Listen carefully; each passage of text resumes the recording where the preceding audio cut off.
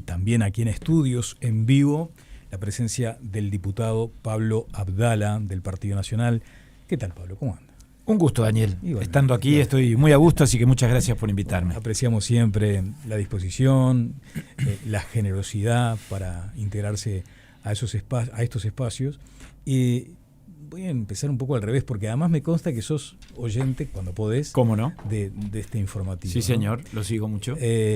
Así que escuchaste a Ricardo Gil Iribarne. Venía en el auto escuchándolo, porque es un tema muy importante y muy interesante. Sí, sí. Porque además integro la Comisión de Lavado de Activos y te adelantaba fuera del micrófono que a las 2 de la tarde empieza una sesión de la Cámara de Diputados, una sesión extraordinaria, cuyo primer punto es precisamente la modificación de la Ley de Lavado de Activos, que salió de la Comisión la semana pasada, que fue un proceso largo de trabajo parlamentario muy serio, muy profesional, que concitó la unanimidad de los partidos políticos en cuanto a la votación en general, con la excepción de un senador, que creo que fue el senador Subía, no quiero invocarlo mal, pero me parece que fue el único voto en contra en el Senado, y de Identidad Soberana en diputados, que no va a acompañar la ley. Los demás partidos coincidimos en cuanto a a pasar a la discusión en particular y a la mayor parte de los contenidos. Tenemos algunas diferencias en cuanto a las potestades de la CENACLAF, la forma de resolverlas o de limitarlas o de controlarlas, en cuanto a la eliminación de la Fiscalía Especializada, en cuanto a la modificación de los umbrales vinculados al pago en efectivo. Ahí hay diferencias.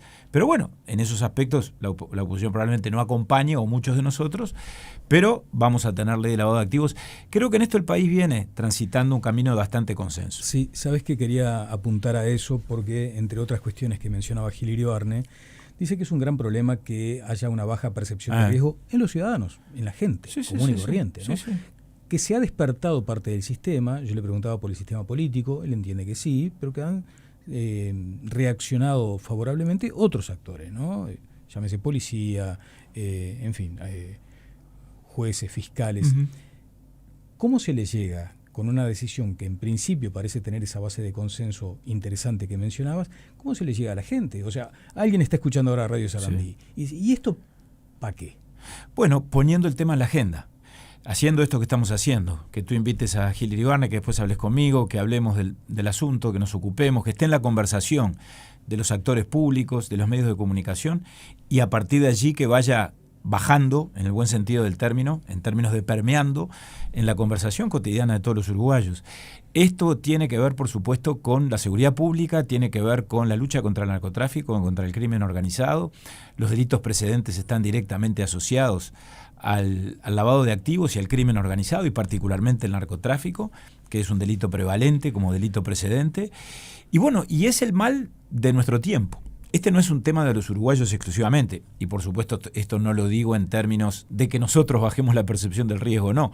Es preocupación y está en la agenda de todos los países. Yo creo que es la gran amenaza que los países hoy tienen y que nos obliga esto, por supuesto, a hacer bien los deberes nosotros en cuanto a adecuar nuestra legislación, en cuanto a fortalecer nuestras capacidades, que yo creo que el país en ese sentido ha venido dando pasos. No somos, creo que algo dijo Gil en ese sentido, ni el mejor ni el peor de la clase, pero creo que estamos a tono con lo que ha sido la tradición seria, republicana de nuestro país, de un país que precisamente hace lo que tiene que hacer a los efectos del cumplimiento de la ley y a los efectos de preservar nuestra propia identidad y combatir a quienes quieren vivir del delito o medrando, por lo tanto, de los negocios ilícitos, como los negocios ilícitos asociados al lavado de activos son.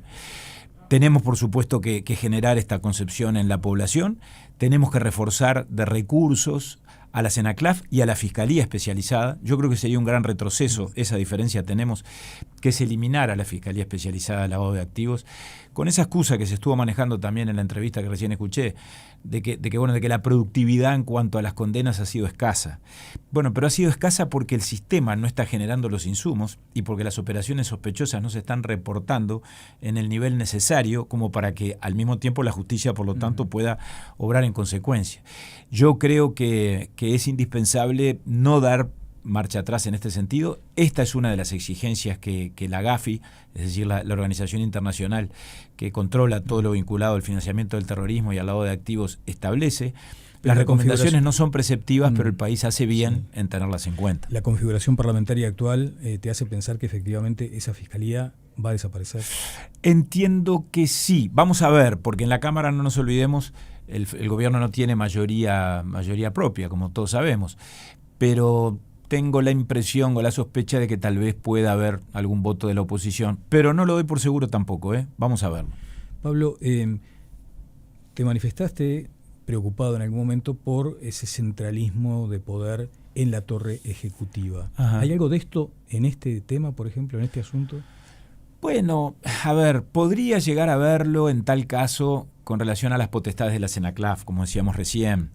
La CENACLAF está en Presidencia de la República, por lo tanto depende de los jerarcas de la presidencia, del presidente de la República en primer término, pero todos sabemos que la jerarquía, si se quiere, funcional o administrativa, el presidente es el jefe de Estado, está por encima del propio órgano que en todo caso le da sustento a su investidura, son notoriamente los jerarcas directos, el secretario y el prosecretario.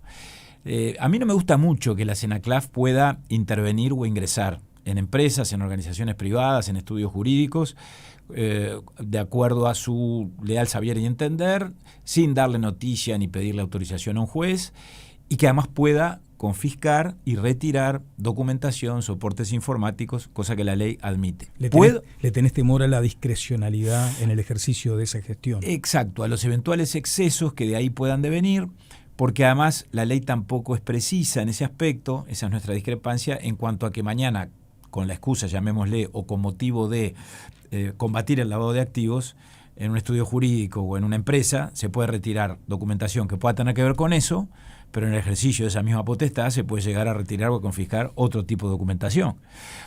A ver, no digo que la norma se haga para eso, pero todos sabemos cómo es la veleidad de los hombres y todos sabemos que la ley tiene que dar garantías y la garantía que da la ley es estableciendo límites precisos.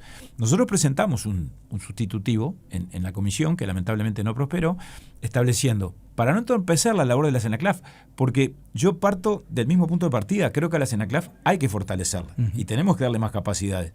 Ahora, eso no quiere decir ir en desmedro de las garantías de las personas, de las empresas o de las personas individualmente consideradas. Lo que nosotros propusimos fue, bueno, cuando la CENACLAF actúa, que entonces gestione la autorización judicial previa. Si hay una razón de urgencia, que hay que intervenir, hay que confiscar una documentación y no se puede perder el tiempo porque se corre el riesgo de perder la prueba o lo que fuese, bueno, que actúe también cuando hay razones de urgencia y que después dé cuenta a la justicia. Lamentablemente no prosperó y a mí me da lástima porque yo creo que lo que nosotros planteamos nos daría más tranquilidad a todos y no tiene costo, no digo costo económico, costo en términos de eficiencia, de que pueda afectar la labor de la CENACLAF en esta materia. Bien, sabes que cuando preparaba estas entrevistas de hoy, decía que bueno, ¿no? Que además en Uruguay el asunto esté en la agenda. Ajá. Más allá de mayor o menor intensidad, todos estamos pendientes, por ejemplo, de la JUTEP, que fue el tema central de ayer en la interpelación que llevaste adelante, porque tal vez este asunto en otros países de la región sería totalmente, digamos, por la galería, ¿no? O sea, a nadie le importa mucho esta cuestión de la transparencia. En Uruguay todavía tenemos esa consideración por la ética, en fin. Ahora, el asunto es que las instituciones cumplan con los objetivos para los que fueron creadas. Y allí hay alguna duda, ¿no? De hecho, en la interpelación de ayer quedó expresamente manifestada la intención de revisar la JUTEP. ¿Qué hay que hacer ahí?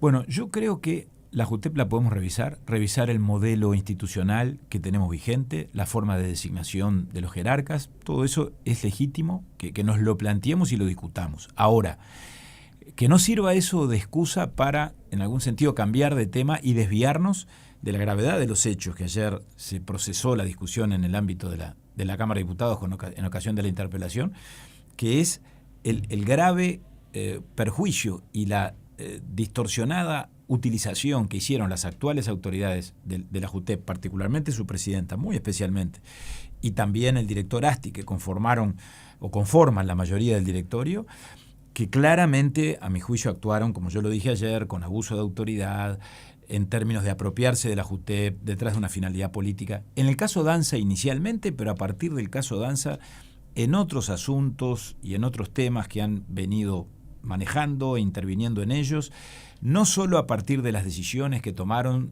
sobre el fondo de esos asuntos, sino también con relación al manejo operativo y administrativo de la institución. de que la presidenta, por ejemplo, se saltease los protocolos internos en cuanto a derivar un expediente a la jurídica o no hacerlo, en cuanto a librar directamente un oficio a otro organismo, cuando ella individualmente no tiene la capacidad, porque ningún jerarca de un órgano colegiado la tiene, de disponer que se oficie en los términos que ella diga a determinado organismo. Eso tiene que resolverlo el directorio. Bueno, todo eso ayer estuvo en discusión y a mi juicio describe un conjunto de hechos muy graves que deben dirimirse desde el punto de vista político y desde el punto de vista jurídico. ¿Sabías que no iban a ir los integrantes de la JUTEP? No, por supuesto me sorprendió, pero yo creo, Daniel, que además la circunstancia de que no hayan ido, en verdad entiendo el ministro cometió un error, porque creo que con esto lo que alimentó fue mucho más la sospecha y creo que abonó mucho más la tesis o la idea de que aquí lo que claramente ha habido es una estratagema o una planificación o una cosa muy concertada entre la JUTEP y el Poder Ejecutivo, en el gobierno, en el sentido más amplio. ¿Para qué? Para, en su momento, apuntalar el relato oficial con relación al caso Danza y en otros asuntos para, al mismo tiempo o de la misma manera, administrar políticamente determinadas situaciones, como ocurrió con la Intendencia de Salto, a mi juicio, porque claramente es un proceso que está muy contaminado, y como me preocuparía que estuviera ocurriendo ahora con la Intendencia de La Valleja con relación a una denuncia que se produjo en el mes de octubre y respecto de la cual se actúa de otra manera. Ahí se ponen paños fríos, no se avanza, no se le da respuesta a los denunciantes ni se les da información en cuanto a cuál es el estado del expediente. Me preocupa mucho porque tiene que ver con eso de la fortaleza de las instituciones y con la condición de país serio que se supone que tuvimos siempre y que tenemos que seguir teniendo, si es que nos enorgullece ser, como nos enorgullece ser sin duda, una democracia plena con esa fortaleza institucional que tanto nos prestigia en el mundo, ¿no? Un apunte sobre esa integración política del 2-1, justamente Gil Iribarne decía, en la medida en que esto sea tan politizado, la integración de ese órgano sea político, partidaria, va a ser muy difícil. Pero ¿sabes qué? Yo lo que también digo es que la dificultad no está en el mecanismo, no está en el sistema, en la cuotificación, que es una palabra fea, pero es la que todos entendemos. Yo creo que en última instancia, como pasa siempre, el problema o el defecto o la falla está en la actuación o en la acción de los hombres y de las mujeres, de los gobernantes. Porque después de todo, esta forma de integración de la JUTEP no difiere demasiado, más allá de que uno es un servicio descentralizado y los otros son órganos de contralor, de lo que ocurre con el Tribunal de Cuentas y la Corte Electoral. Porque allí también van dirigentes políticos. Yo hoy os ponía el ejemplo. Francisco Gallinal, por empezar por mi partido, presidente actual del Tribunal de Cuentas, connotado dirigente nacionalista. León Lev, ministro del Tribunal de Cuentas, connotado dirigente del Partido Comunista, militante. Ahora, nadie duda que, fueron propuestos por sus partidos, fueron votados por todos, se les podrán hacer 1 y 1000 reproches como nos pueden hacer a todos, pero jamás se dio en el Tribunal de Cuentas un escandalete, por decirlo de alguna manera, o un lío como el que hoy tenemos planteado en la JUTEP. ¿Y dónde está la diferencia? No está en la forma de designar a los directores. ¿Y dónde está? Yo creo que está en la actuación de las personas, no en la forma de designación. Porque además, ¿cuál sería la alternativa? La que plantea el senador Bordaberry, por ejemplo, que Bordaberry lo plantea y lo planteó con esa actitud que Pedro tiene de ser creativo en el buen sentido, propositivo, de plantear ideas superadoras, y bienvenido. Ahora, ¿realmente creemos que nos da garantías de eficacia en esta materia que los directores de la JUTEP sean ex magistrados judiciales o ex ministros de la Corte, de los tribunales de apelaciones? Y capaz. Pero me parece que por ahí estamos amputándonos la posibilidad de que otras personas del mismo o mayor prestigio, pero que no necesariamente estuvieron en la carrera de la magistratura, en el día de mañana puedan ser idóneos o pueda ser adecuado ponerlos al frente de ese organismo. Claro, ¿tenés alguna duda respecto a la influencia que recibieron los integrantes de la JUTEP del oficialismo para tomar la decisión que tomaron? Yo, tengo certezas en cuanto a las irregularidades que cometió la JUTEP o los directores de la JUTEP. Y ayer creo haber aportado pruebas, porque en un momento se me dijo, y hasta el ministro me lo dijo, pero aquí se hicieron afirmaciones sin pruebas. Cuando yo digo, tal día pasó tal cosa, en tal expediente, y se libró tal oficio, y tengo el texto del oficio y leo una parte de él, estoy haciendo referencia, o estoy mintiendo, que no mentí, o estoy haciendo referencia a datos concretos que están documentados en la propia JUTEP. O sea que es perfectamente demostrable. Lo que no hubo ayer con relación a eso fue prueba en contrario. como no vino la JUTEP a desmentirme o a exhibir pruebas diferentes, o el ministro tampoco las trajo, las tenía, bueno, está claro que con relación a eso, los hechos a mi juicio son notorios y están probados. En lo demás, o sea, ¿en qué medida eso que hizo la JUTEP fue una acción política concertada con el Poder Ejecutivo, con el gobierno en sentido amplio? Bueno, ahí por supuesto es más discutible. Ahora, yo tengo esa convicción a partir de que, bueno, de indicios muy notorios, de cómo fue la concatenación de hechos políticos que se dio con relación a todo esto. Bueno, tus compañeros y además tus adversarios políticos te califican como de una trayectoria o una actitud, en el Parlamento en este caso, intachable.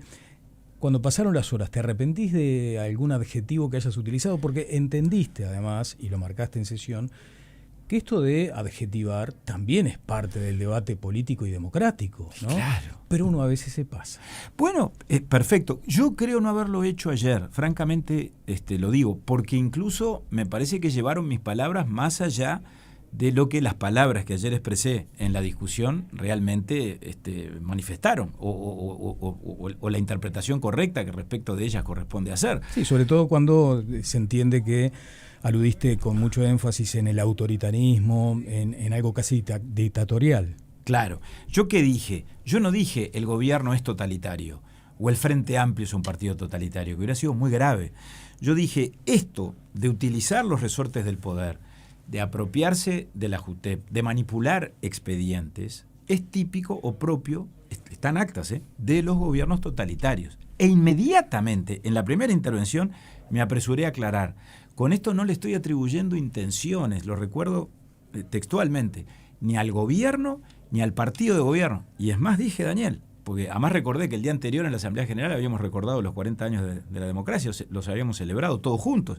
Dije, yo al partido del general Sereñi no le haría ese agravio, no sé cómo lo dije. Después, los colegas, porque en esto siempre hay chicanas y picardías, se agarraron de eso para, en el curso del debate y con el transcurso de las horas, reprocharme que yo los había tratado de totalitarios y se victimizaron y, como yo lo califiqué, fue una especie de profecía autocumplida. O sea, ellos quisieron hacer realidad que había ocurrido lo que en realidad no había ocurrido. Es como una posverdad. Pero eso forma parte, me parece, del intercambio político, de la dinámica parlamentaria. Yo no agravié a nadie. Ahora, dije lo que dije, porque además después traté de explicarlo. A ver, ¿habrá sido un error que el gobierno cometió? ¿Habrá caído en esa actitud en la ansiedad por ejemplo, evitar una nueva renuncia, la de Danza, cuando esto se planteó, que estábamos en medio de aquella cascada de renuncias que se había dado en el gobierno? ¿Habrá sido porque el gobierno tiene, la ansiedad de que el presidente o el gobierno está cayendo en cuanto a la aprobación ciudadana, por lo que dicen las encuestas? ¿Será porque el presupuesto también ha generado una dosis de frustración? A ver, valoraciones políticas. Y estoy en mi derecho de hacerlas. Y repito, eso sí forma parte de las valoraciones y del intercambio que cada partido y cada legislador hace. Bien, diputado Pablo Abdala, muchas gracias como siempre. Me quedó pendiente como un dato casi técnico, ¿no? Sí. Esta nueva configuración parlamentaria en diputados, con ausencia de mayorías, hace que ninguna de las 4 mociones haya sido aprobada. Claro. Es una rareza legislativa. Totalmente, y no hay que verlo como un dato que nos conduzca a la conclusión de que hay ineficiencia o ineficacia. Yo creo que lo de ayer, porque digo, si nos ponemos maximalistas y alguien podría decir, no, esto no sirve para nada porque el ministro sigue en su cargo, porque la presidenta de JUTEP sigue en su cargo. Bueno, pero ese es un razonamiento equivocado. La política no es así. Estos son procesos de acumulación. Y yo creo que claramente lo de ayer sirvió para la transparencia, sirvió para plantear el tema. Y que no haya habido mayorías para ninguna de las declaraciones también tiene valor, porque el ministro termina yéndose de la sesión sin una declaración expresa de apoyo. Y ese es un dato que no, por supuesto, no va a hacer caer al ministro Maía ni correspondería, pero con relación a este tema en particular creo que es un dato que el gobierno debería considerar. Muchas gracias. Gracias a ti, Daniel.